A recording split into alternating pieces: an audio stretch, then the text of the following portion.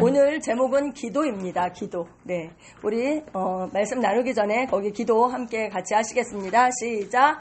내가 보지 못하는 것을 내게 보여주소서. 내가 알지 못하는 것을 내게 가르쳐 주소서. 하나님이 나를 위해 예비해 놓으신 것을 위해 나를 준비시켜 주소서. 아멘.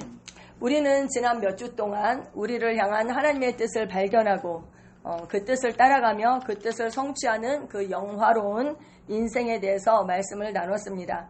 하나님은 우리 개개인을 향한 목적과 계획을 갖고 계십니다. 그 목적과 계획도를 살 때 우리는 가장 행복하고 영화로운 삶을 살 수 있습니다. 왜요? 하나님께서 그렇게 계획을 하셨고 디자인을 하셨거든요. 우리를 그렇게 설계하셨어요. 그리고 그 목적과 계획대로 살 수 있도록 이미 모든 것을 우리 영 안에 넣어주셨습니다. 그 잠재력을 우리 안에 넣어주셨어요. 아멘. 거기 예배소서 2장 10절 말씀을 확대 번역본으로 제가 적어놨습니다. 이 말씀 정말 제가 너무 좋아하는데요. 우리 함께 천천히 같이 읽도록 하겠습니다. 시작. 우리는 하나님께서 직접 손수 만드신 작품 그분의 솜씨이며 하나님께서 미리 준비해 놓으신 길을 따라 그분께서 우리를 위해 사전에 계획하신 선한 일을 하고 우리가 그 안에서 그분께서 미리 계획하시고 준비하신 좋은 삶을 살며 행하도록 그리스도 예수 안에서 재창조된 거듭난 자입니다. 아멘. 우리는 재창조된 거듭난 자입니다. 그런데 그 자는 어떤 자이냐? 하나님께서 직접 만드신 작품이다. 예, 전에도 말씀드렸죠. 우리는 B급이 아니다. A급이다. 그렇죠? 네, 하나님께서 만드신 최고의 걸작품입니다. 네, 그리고 우리는 하나님께서 그냥 엄마들도 우리 산후조리원 하시는 분이 계신데 아기 낳기 전에 모든 것을 다 준비하잖아요. 아기의 옷이며 장난감이며 여러 가지 용구들을 하물며 엄마도 그렇게 하는데 창조주이신 우리 하나님께서 우리를 위해서 모든 것을 준비하시지 않겠는가. 정말 우리를 위해서 모든 것을 이미 예정하시고 사전에 계획하시고 준비해 놓으셨다. 성경은 그렇게 말씀하고 있습니다. 그래서 우리는 그 삶이 근데 어떤 삶인가? 정말 좋은 삶, 아름다운 삶을 살 수 있도록 하나님께서 그렇게 예정하셨다. 그래서 그 삶을 살도록 우리는 부르심을 받은 것입니다. 아멘.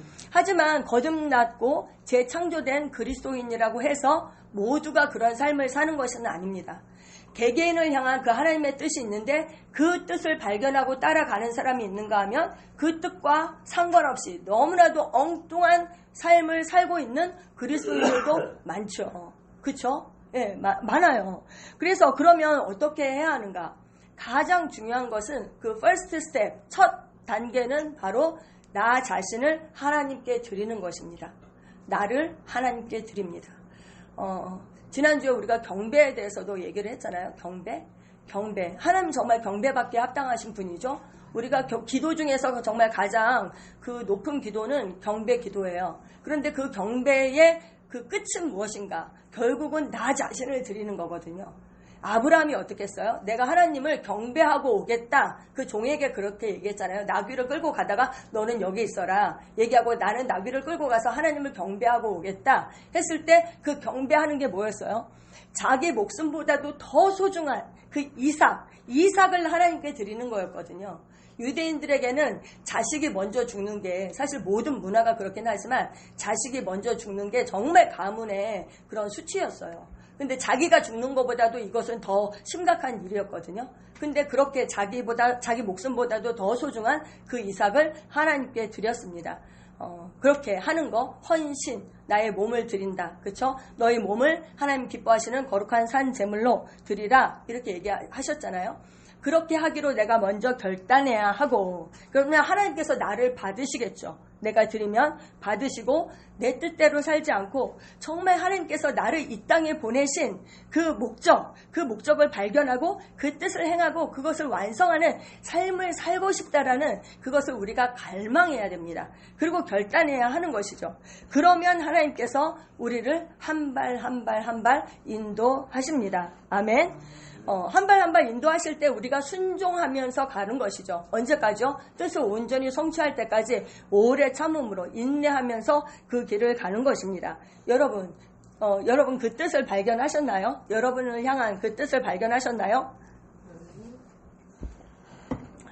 발견하신 분도 계시고 아직 발견하지 못하신 분도 계시고, 근데 여러분 아직 발견하지 못하셨어도 걱정하지 마십시오. 걱정하지 마세요. 왜요? 여기에 아주 명백하게 기록된 우리를 향한 그 하나님의 뜻이 있습니다. 그게 뭐예요? 데살로니가전서 5장 16절에서 18절 말씀 시작. 항상 기뻐하라, 쉬지 말고 기도하라, 범사에 감사하라. 이것이 그리스도 예수 안에서 너희를 향하신 하나님의 뜻이니라. 아멘. 이것이 우리를 향한 하나님의 뜻이다. 이렇게 성경이 기록하고 있거든요. 그러니까 우리가 이 세 가지만 잘해도 우리의 인생은 성공이고 우리를 향한 그 하나님의 뜻을 성취하는 것입니다. 아멘. 우리가 이런 삶을 살잖아요. 그러면 나를 향한 그 하나님의 뜻을 모를래야 모를 수가 없어요. 네. 그러면 더 구체적인 나를 향한 그 개개인을 향한 하나님의 뜻을 발견하게 되는 것이죠. 항상 기뻐하라, 쉬지 말고 기도하라, 범사에 감사하라. 그런데 제가 오늘 기도를, 특별히 쉬지 말고 기도하라, 이 기도에 대해서 말씀을 나누고 싶어요. 왜냐하면 우리 이제 지난주에 우리 김영광 성도님께서 거듭나셨잖아요. 거듭나면 그 다음에 제일 먼저 하는 게 뭐예요? 기도예요. 기도. 예. 모든 종교의 기도가 있죠. 모든 종교에. 그러면 다른 종교의 그 기도와 그 기독교에서 하는 그 기도가 도대체 어떤 차이가 있는지, 우리의 기도는 무엇인지, 어떻게 기도해야 하는지 그것을 좀 구체적으로 나누고 싶습니다. 거듭나면 먼저는 하나님과의 관계가 회복이 되죠. 그렇죠? 우리는 전에는 하나님과 원수된 자였습니다. 하나님과 교제할 수 없는 그런 자였는데 하나님의 자녀로, 하나님의 생명을 가진 하나님의 자녀로 거듭나게 되는 것입니다. 그래서 부자 관계가 되는 것이죠. 그래서 관계가 먼저 회복이 되고, 관계가 회복이 됐을 뿐만 아니라 성령님께서 우리 안에 오세요. 그래서 그 성령으로 말미암아, 하나님은 영이시잖아요. 그래서 그 우리가 영이 살아났기 때문에 그 영이신 하나님과 교제할 수 있게 되는 것입니다. 그래서 하나님과 교제하는 것, 하나님과 그 관계 가운데 하나님과 교제하는 것, 그것을 우리가 기도라고 부르는 것입니다. 네, 기도. 죽은 신에게 그냥 일반적으로 나의 소원을 그냥 비는 거, 이것이 기도가 아니라, 그것은 일반 그냥 세상 종교에서 하는 기도라면, 우리의 기도는 살아계신 아버지 하나님께 자녀의 위치에서, 의인의 위치에서 교제하는 것, 그것이 바로 기도인 것입니다. 거기 요한복음 16장 23절에서 24절 말씀, 예수님께서 하신 말씀입니다. 우리 함께 읽겠습니다. 그 날에는 너희가 아무것도 내게 묻지 아니하리라. 내가 진실로 진실로 너희에게 이르노니 너희가 무엇이든지 아버지께 구하는 것을 내 이름으로 주시리라. 지금까지는 너희가 내 이름으로 아무것도 구하지 아니하였으나 구하라, 그리하면 받으리니 너희의 기쁨이 충만하리라. 아멘. 이것은 예수님께서 십자가에 달리시기 전에 하신 말씀이었습니다. 예수님께서 그 날에는 이렇게 얘기하셨잖아요. 여기서 그 날에는 바로 새 언약의 시대, 새 언약의 시대를 의미하는 것입니다. 예수님께서 이 말씀을 하시기 전까지 그 누구도 예수님의 그 이름으로 무엇을 구하지 않았습니다. 왜냐하면 예수님께서 늘 그들과 제자들과 함께 있었거든요. 그러니까 예수님의 이름으로 구할 필요가 사실은 없었죠. 예수님께서 다 하셨잖아요. 그렇지만 예수님이 십자가를 지시고 죽으시고 장사되시고 부활하시고 하늘 보좌 우편에 앉으셨어요. 그리고 우리에게 주셨는데 뭘 주셨냐면 성령 하나님을 우리에게 주셨고, 또 우리에게 무엇을 주셨냐 하면 가장 놀라운 이름, 위대한 이름, 바로 예수님의 그 이름을 우리에게 주셨습니다. 아멘. 네, 그 이름이 어떤 이름인가? 우리가 예수님의 이름으로 이제 기도할 수 있게 된 거예요. 예수님은 지금 우리의 중보자이시고 중재자이시고 대변자이시고 변호자이시고 주님이십니다. 아멘. 우리가 기도할 때 어떻게 기도해야 하는가? 첫 번째, 우리가 기도할 때 예수님의 이름으로 기도합니다 이러잖아요. 우리는 예수님의 이름으로 아버지께 기도합니다. 아멘. 아버지께. 이것이 중요해요. 우리는 예수님의 이름으로 아버지께 기도하는데 여기서 예수님의 이름으로 기도합니다 이렇게 하는 것은 그냥 앞에 내가 원하는 거 내 소원을 쭉 나열하고 기도 맨 뒤에 예수님의 이름으로 기도합니다. 그 이름을 빌려 쓰는 그 어떤 공식처럼 수식어처럼 그렇게 붙이는 것이 아니라 In the name of Jesus. 예수님 이름 안에서 기도합니다. 그래서 제가 그 진천 세종한교회를 가잖아요. 수요일마다. 그 교회는 성도님들이 기도할 때 예수님의 이름으로 기도합니다. 이렇게 안 하더라고요. 예수 이름 안에서 기도합니다. 항상 그렇게 하더라고요. 사실 그것이 정확한 뜻이에요. 예수님 이름 안에서 기도합니다. 그것은 무슨 뜻이에요? 예수님의 위치에서, 예수님을 대신해서, 예수 이름 안에서 기도한다는 뜻입니다. 이것은 무엇이든지 예수 이름으로 구한 것은 이루어질 수밖에 없고 하나님께서 그 약속을 반드시 이루신다는 그런 뜻입니다. 여러분 예수 이름을 그 이름으로 기도하는 것 이것은 정말 엄청난 특권입니다. 그 이름을 우리가 위임받은 거예요.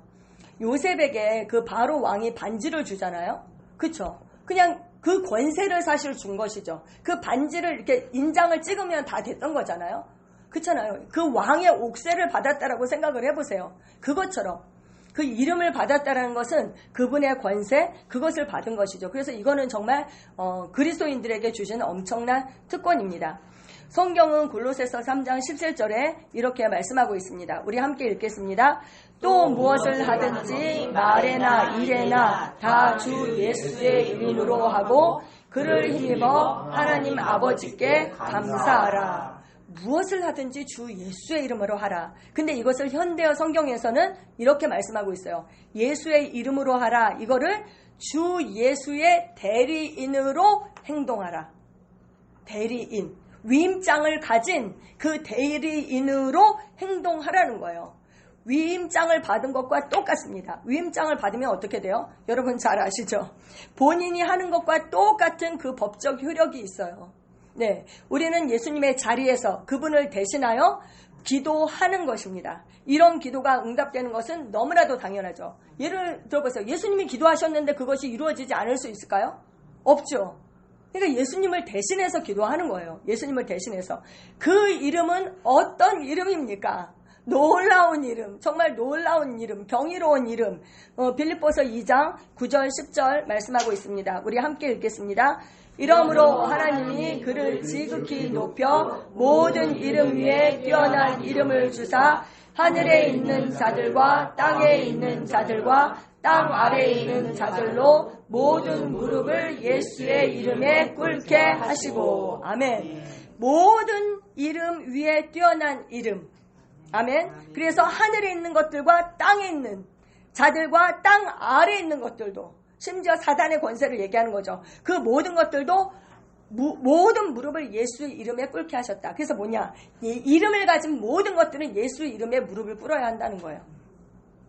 할렐루야. 할렐루야. 아멘.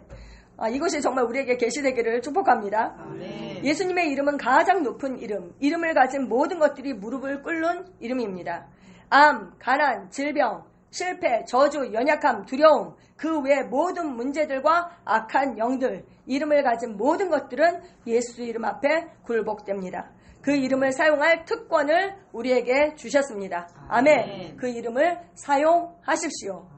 구걸하는 자리에서 그렇게 구걸하듯이 기도하는 것이 아니라 정말 의인의 위치에서, 자녀의 위치에 딱 서서 그 예수 이름, 그 위임장을 가지고 법적 대리인으로 예수님이 기도하는 것처럼 그렇게 기도하라는 것입니다.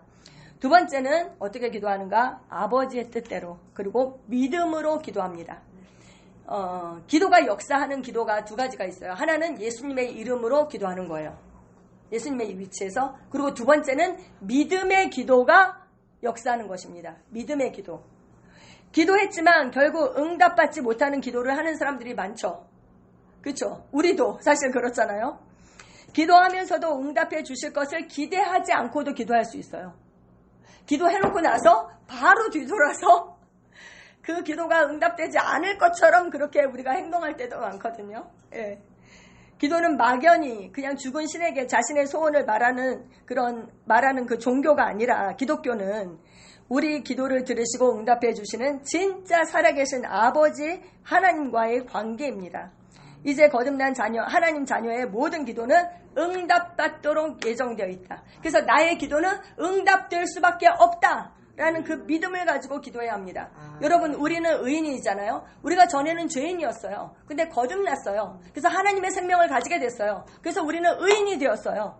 의인으로 거듭난 거거든요. 근데 성경은 뭐라고 얘기해요? 의인의 기도는 역사하는 힘이 크다, 효력이 있다, 이렇게 말씀하고 있어요. 근데 거기 보면 의인의 열렬한 기도는 이렇게 돼 있어요. 의인의 열렬한 기도는 역사하는 힘이 크다. 그러니까 열렬히 기도하시고요. 그리고 내 기도는 응답될 수밖에 없다. 그 확신, 믿음 위에 서서 기도해야 하는 것입니다. 우리가 이제 이렇게 많이 질문하잖아요. 기도했는데 왜 안 돼요? 이렇게. 기도했는데 왜 안 돼요? 여러분 이렇게 질문해 보신 적 있으세요? 예, 이렇게 질문하는 우리 마음에는 이미 안 된다라는 그 불신이 있는 거죠. 예, 불신이 있어요. 바로 그 불신 때문에 안 되는 것이다. 기도한 것은 반드시 응답된다라는 그 믿음을 가져야 합니다. 그런데 우리가 흔들리지 않는 믿음을 갖기 위해서는 그것이 하나님의 뜻이라는 확신이 있어야 돼요. 하나님의 뜻대로 구한 것을 하나님께서 들으시고 응답하시는 거거든요. 그래서 우리의 믿음이, 믿음의 역사가 역사하는데, 믿음의 기도가 역사하는데, 그 믿음은 어떤 믿음이에요? 하나님 말씀에 근거한 믿음이거든요. 하나님 말씀에 근거한 믿음. 그 하나님의 말씀이 진리예요. 그 진리에 그 근거한 믿음이어야 하는 것이죠. 왜냐하면 진리여야지 요동하지 않잖아요. 바뀌지 않잖아요. 사람을 믿는 그 믿음이면 어때요? 맨날 뭐 수시로 바뀌는 거죠. 예. 그래서 우리 요한일서 5장 14절 15절 말씀 함께 읽겠습니다. 시작. 그를 향하여 우리가 가진 바 담대함이 이것이니 그의 뜻대로 무엇을 구하면 들으시니라. 우리가 무엇이든지 구하는 바를 들으시는 줄을 안즉 우리가 그에게 구한 그것을 얻은 줄을 또한 아느니라. 여러분 잘 들어보세요. 그의 뜻대로 무엇을 구하면 어떻게 돼요? 하나님께서 그것을 들으신대요. 하나님께서 들으셨다면 반드시 응답하신다는 거예요. 그래서 우리는 얻은 줄로 알라 이렇게 얘기하고 있어요. 근데 하나님의 뜻대로 구하지 않으면 하나님께서 듣지 않으세요. 듣지 않으시면 응답될 수도 없는 거예요. 하나님께서 들으실 수 있는 게 있고 들으실 수 없는 게 있다라는 거예요. 근데 무엇을 들으시는가? 하나님의 뜻대로 구한 것을 들으신다. 이렇게 말씀하고 있어요. 예를 들어서 내가 투병 중이다. 그러면 낫는 것이 하나님의 뜻이다. 그 진리 위에 딱 서서 기도해야 하겠죠. 이거 하나님께서 고쳐주실 수도 있고 안 고쳐주실 수도 있고 이런 마음 태도로 기도하면 그것이 응답될 수가 없는 것이죠. 근데 낫는 것이 하나님의 뜻이다 라는 것을 어떻게 알아요? 말씀에 근거해서. 말씀이 그렇게 말하고 있으니까. 그렇죠? 신약에서도 예수님께서 오셔서 고치셨잖아요. 자기에게 나오는 모든 자를 고치셨잖아요. 근데 예수님은 하나님의 뜻을 행하러 오셨잖아요. 그래서 그것이 낫는 것이 하나님의 뜻이다 알 수 있고 예수님께서 또 말씀하셨어요. 네가 낫기를 원하느냐? 이렇게.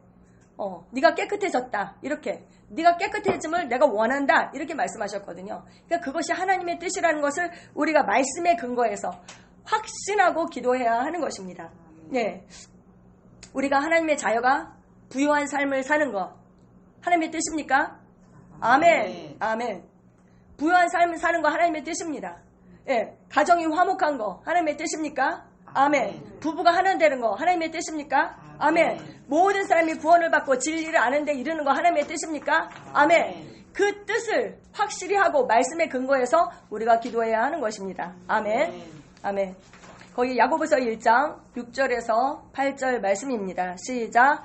오직 믿음으로 구하고 조심도 의심하지 말라. 의심하는 자는 마치 바람에 밀려 요동하는 바다 물결 같으니 이런 사람은 무엇이든지 주께 얻기를 생각하지 말라. 두 마음을 품어 모든 일에 정함이 없는 자로다. 아멘. 분명한 그 하나님의 뜻을 알았다면 믿음으로 구해야 돼요. 믿음으로. 의심하는 자는 아무것도 얻을 수 없다. 성경이 이렇게 말씀하고 있습니다.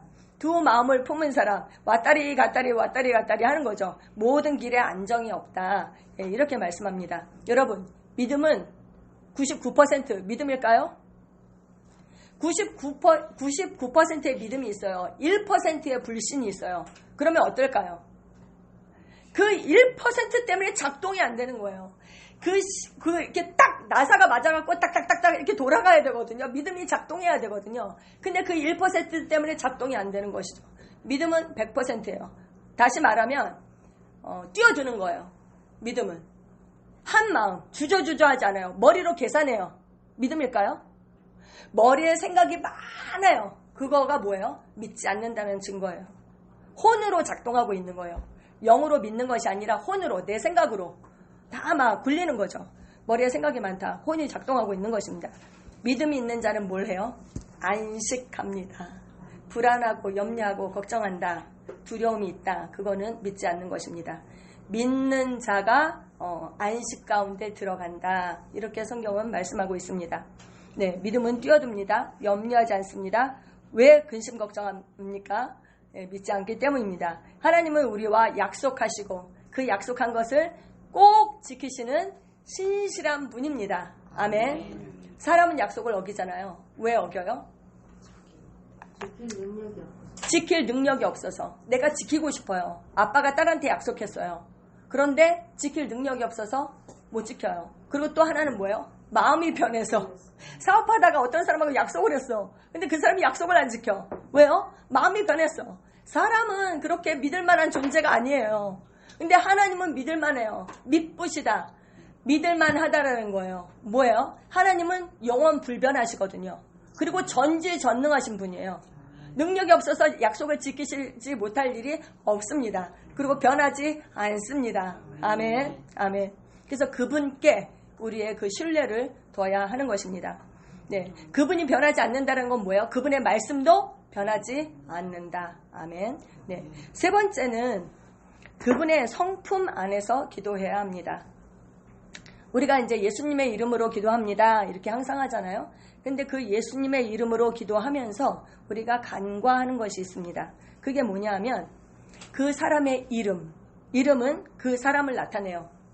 예를 들어서 김영광 이러면 그 이름 세자 안에 그 사람에 대한 모든 것이 딱 들어있는 거죠. 그렇죠? 예. 이름 안에 그 사람의 성품, 명예, 능력, 권위, 인격, 모든 것이 평판, 모든 것이 들어있어요. 그 사람의 존재, 그게 다 들어있는 거예요. 근데 성경은 이렇게 말씀해요. 잠언 18장 10절 말씀 시작. 여호와의 이름은 견고한 망대라. 의인은 그리로 달려가서 안전함을 얻느니라. 구약에서는 주 예수 그리스도를 여호와다 이렇게 표현했거든요. 근데 여호와의 이름은 견고한 망대라. 망대 아시죠? 망을 보는 그 망대? 그리로 달려가면 안전함을 얻는데요. 근데 이거를 이름이 성품이라고 했잖아요. 그래서 성품이라고 넣어서 우리가 이것을 번역하면 이 말씀이 어떻게 번역되는가? 여호와의 성품은 견고한 망대라. 의인은 그 성품을 본받기 때문에 안전함을 얻는다. 아멘. 우리가 그 성품을 본받을 때에 우리가 안전함을 얻는다. 이렇게 성경은 말씀하고 있습니다. 여호와의 성품이 현저하게 나타나는 곳에 그분의 능력이 나타납니다. 여러분 그분의 능력을 나타내고 싶으세요? 제가 전에 말씀드린 적이 있는 것 같은데 믿음의 사람이 되어야 하잖아요. 믿음의 사람이 되고 싶으세요? 그러면 어떤 사람이 되어야 해요? 사랑의 사람이 되셔야 합니다. 그분의 성품이 나타나는 곳에 그분의 능력이 나타나요. 그분의 능력은 그 일을 행하시는 그 명예를 높여요. 우리가 성품은 나타나지 않는데 능력만 나타난다. 그러면 하나님께서 영광 받으실 수가 없죠. 그렇죠? 근데 그 능력이 나타나는 곳에 그분의 성품도 같이 나타나는 거예요. 그럴 때 하나님께서 영광을 받으시죠. 네. 그 성령님의 그 인도는 뭐를 따라서 흘러요? 사랑을 따라서 흐르게 돼 있어요. 왜냐면 그분은 사랑의 영이기 때문에. 네. 신약에서도 마찬가지예요. 구약만 그런 것이 아닙니다. 예수의 이름이 사용되는 곳에 예수님의 성품이 나타나야 합니다. 예수님께서 그쵸? 하지만 우리는 예수 그리스도의 이름을 어떻게 해요? 공식처럼 만들어서 사용하는 거예요. 그냥 성품하고는 상관없이 그냥 기도 뒤에 딱 갖다 붙이는 거죠. 병을 치유할 때, 악한 영들을 대적할 때, 축복할 때, 또 축사할 때, 모두 그분의 성품. 축사할 때도 마찬가지예요. 그래서 축사할 때 그 하나님의 성품이 나타나지 않는 분들이 있잖아요. 그럼 우리가 좀 생각해 볼 필요가 있어요. 정말 그 영이 하나님께로부터 왔는가? 우리가 검증할 필요가 있습니다. 어떻게 성령님의 역사인데 성령님의 성품이 나타나지 않을 수가 있겠어요. 그렇죠? 네, 즉 우리를 사랑하시고 자유케 하시기를 원하는 그분의 성품과 그 아버지의 마음이 나타나야 하는 것입니다. 다시 말씀드리면 우리가 기도할 때 예수님의 성품과 반대되는 것을 구하면서 예수의 이름을 사용하는 것은 맞다 틀리다? 맞지 않습니다. 네, 틀립니다. 예를 들면 로또 당첨되는 거. 저도 사실 그거를 너무 원할 때가 많아요. 정말 로또를 한번 해볼까 이런 생각이 들어올 때가 있어요. 그리고 하나님 내가 만약에 로또에 당첨이 되면 이거는 정말 제가 한 푼도 쓰지 않고 어떤 사람에게 주고 싶어요. 아니면 막 그런 생각하는 거 있잖아요. 너무 그렇잖아요. 너무 안타깝고 돕고 싶은 데는 많은데 우리가 제한되잖아요. 그거 하나님의 방법일까요? 아니죠. 네. 도박을 하는 거예요. 도박. 하나님 이번에 나 한 번만 도와주시면 제가 다음부터는 정말 주의 일을 잘하겠습니다. 도박 한 번 땡기는 거죠. 제가 옛날에 뉴질랜드에 가서는 한 번도 안 갔어요. 카지노. 정말 우리 집에서 몇 발자국 걸어가면 카지노였거든요. 한 번도 안 갔어요. 근데 제가 호주에 있을 때 좀 부끄러운 과거이긴 하지만 정말 카지노를 많이 다녔습니다. 카지노에서 주는 공짜 커피, 스테이크도 너무 싼 거예요. 그래서 처음에는 그 공짜 커피를 마시러 갔다가 이제 점점 발을 들여놓게 돼서 이제 그 추영 목사님이 전 재산을 달리고 그렇게 한 적도 있죠. 예, 그래요. 근데 우리가 기도하는 거죠. 하나님 카지노에 가서 이번 한 번 빠친코를 땡길 때 한 번만 도와주시면 이렇게 기도하는 거죠.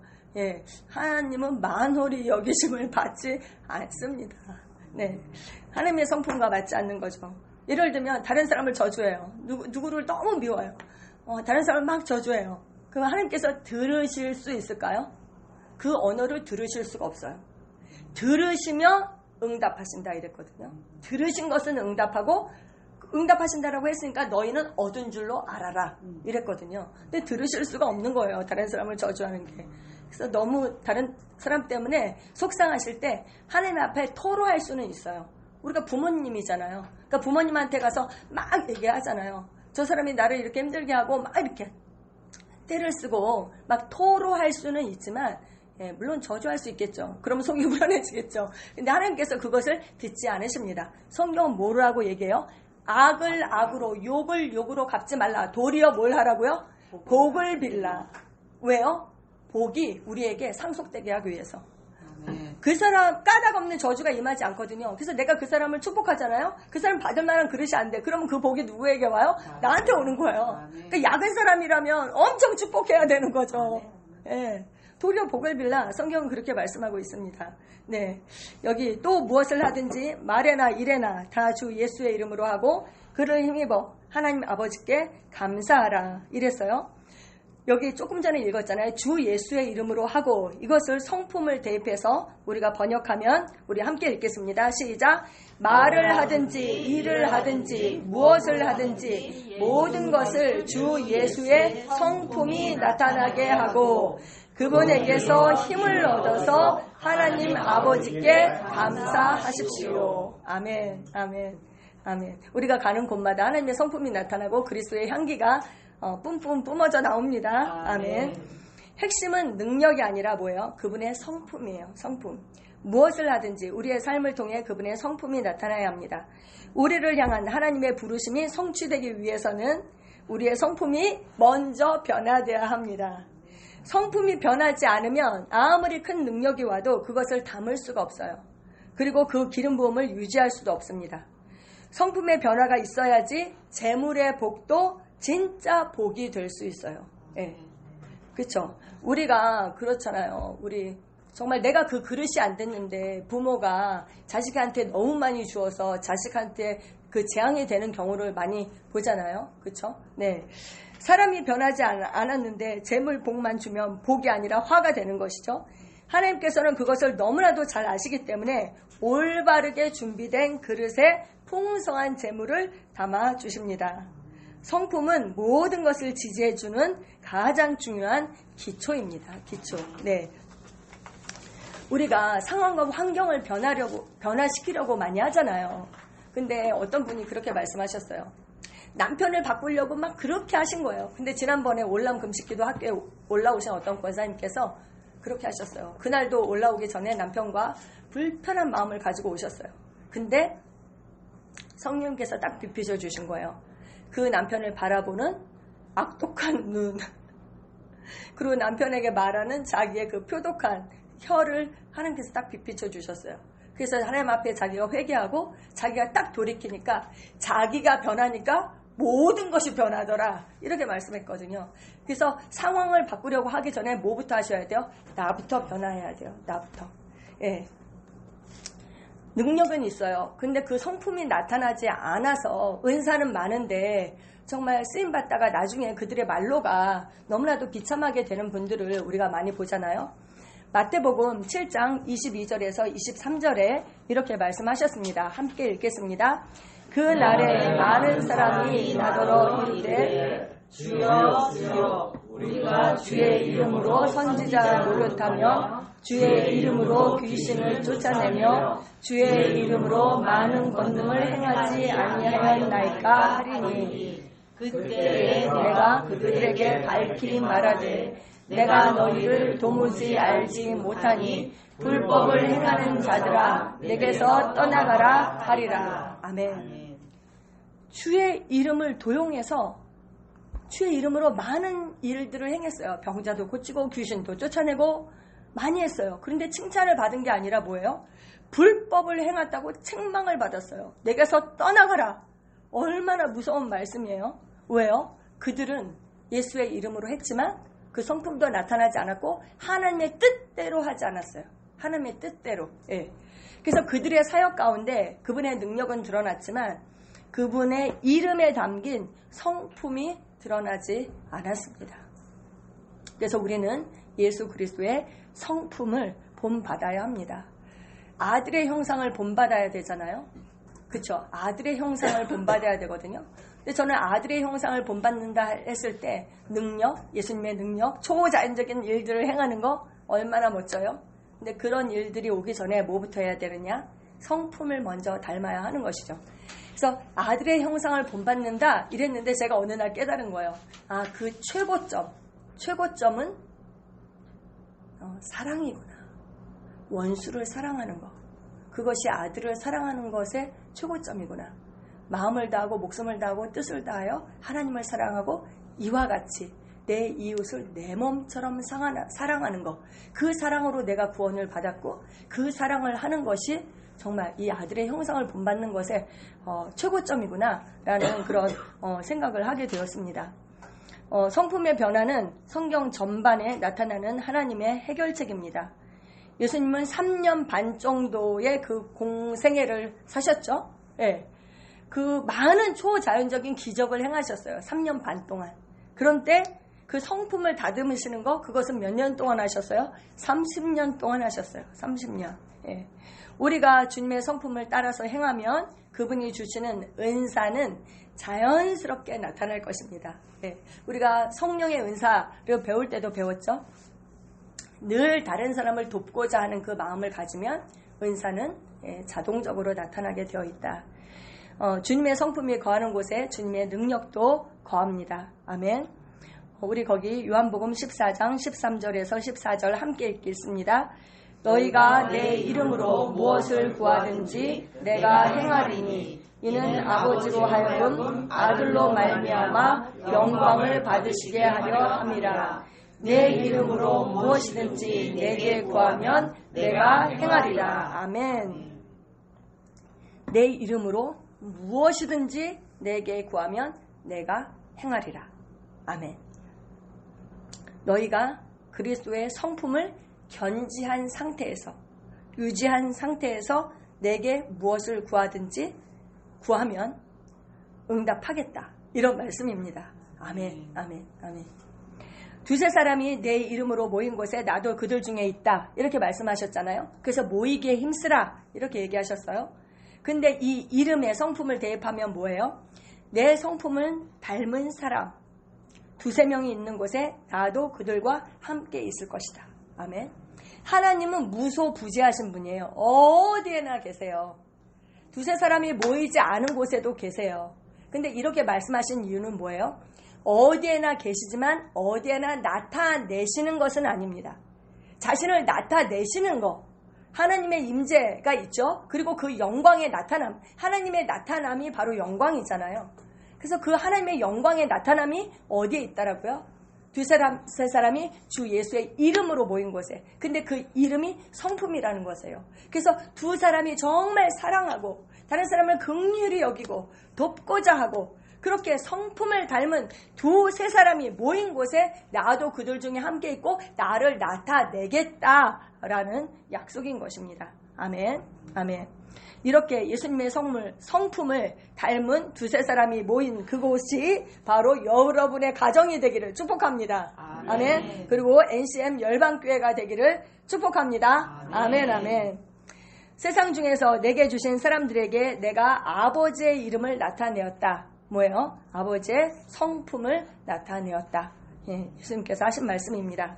그리고 사도행전 2장 21절 말씀, 그리고 로마서 10장 13절 말씀 있잖아요. 누구든지 주의 이름을 부르는 자는 구원을 받는다 이랬잖아요. 그래서 주님, 주님, 주님 이름을 부르는 자는 구원을 받잖아요. 근데 그 이름의 성품을 대입하면 뭐가 돼요? 누구든지 주의 성품을 의지하는 자는 뭐예요? 구원을 받는다. 예, 구출될 것이다. 이렇게 말씀하고 있습니다. 예수님은 그가 하시는 모든 일들을 통해서 아버지의 성품, 그분의 어떠하심을 나타냈습니다. 그래서 빌립이 아버지를 보여주세요. 그랬더니 예수님이 뭐라고 그러셨어요? 어떻게 나한테 아버지를 보여달라고 하느냐? 나를 본 자는 아버지를 보았다. 아멘. 이제 그것이 우리의 고백이 되어야 하겠습니다. 안종향을 본 자는 아버지를 본 것이다. 노진영을 본 자는 아버지를 보았다. 아멘. 그래서 우리가 가는 곳마다 정말 그 하나님의 성품을 나타내는 그런 삶이 되어야 하겠습니다. 우리가 내 세상, 즉 우리 영향력 안에 있는 모든 사람들에게 예수님의 성품을 나타낼 때 우리는 우리가 원치 않는 모든 상황으로부터 모되어 구원을 받게 됩니다. 네, 원치 않는 상황에서 구출되는 것, 그것이 바로 구원이에요. 소조예요. 질병 가운데 있으면 건강, 가난 가운데 있으면 부요함, 내가 고통 가운데 있어요. 그럼 평강과 기쁨으로 내가 어떤 문제에 매여 있어요. 그럼 그 문제로부터의 해결, 그것이 바로 구원인 것입니다. 아멘. 네 번째는 예수님과 인격적으로 교제하며 기도합니다. 아멘. 요한복음 20장 31절 말씀 함께 읽겠습니다. 오직 이것을 기록함은 너희로 예수께서 하나님의 아들 그리스도이심을 믿게 하려 함이요. 또 너희로 믿고 그 이름을 힘입어 생명을 얻게 하려 함이니라. 아멘.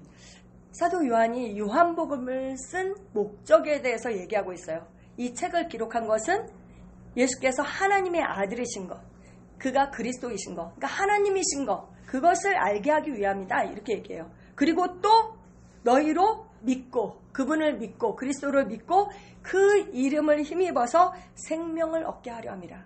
여러분, 이름은 인격적인 거잖아요. 그렇잖아요. 우리가 하나님의 자녀로 태어났어요. 하나님의 생명을 우리가 받았을 뿐만 아니라 성령 하나님께서 인격을 가지신 그분이 우리 안에 들어오신 것입니다. 하나님은 인격을 가지신 분이에요. 진짜 살아계시니까요. 인격.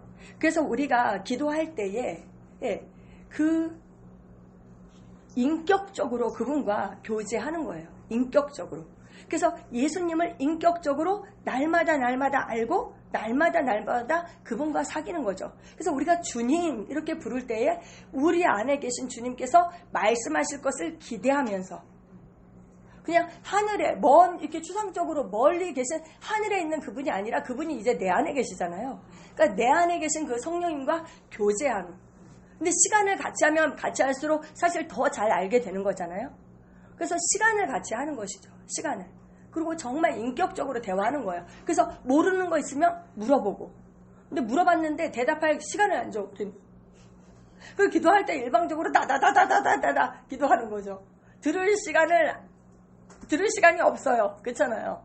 그래서 듣는 마음, 듣는 마음을 갖고, 그래서 묻고 대답하고, 그리고 오늘 너무 행복해요. 맛있는 걸 먹을 때도, 좋은 풍경을 볼 때도 하나님 정말 너무 놀라워요.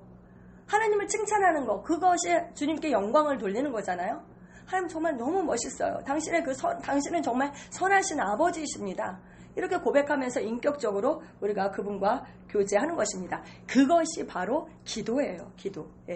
그래서 우리는 무시로 끊임없이 안테나를 주님께 맞추고 있는 것이죠. 안테나를. 그렇죠? 주님은 어디에나 계시지만 안테나를 그분께 맞춰야지 그게 딱 주파수가 맞춰줘야지 라디오가 들리는 거잖아요. 그것처럼 주파수를 주님께 맞추는 거예요. 그러면 그분의 음성을 들을 수 있어요. 그리고 그분과 인격적으로 정말 인격을 가진 분이 내 안에 계시다는 것을 인식하고 교제하면서 대화합니다. 아멘. 그것이 기도이고 그분과의 이 교제. 여러분, 내가 우리 윤 대통령이 나를 초대해서 내가 대통령실에 가서 교제했어요. 같이 식사했어요. 얼마나 자랑하겠어요. 다른 사람들한테 얼마나 자랑하겠어요. 그렇잖아요.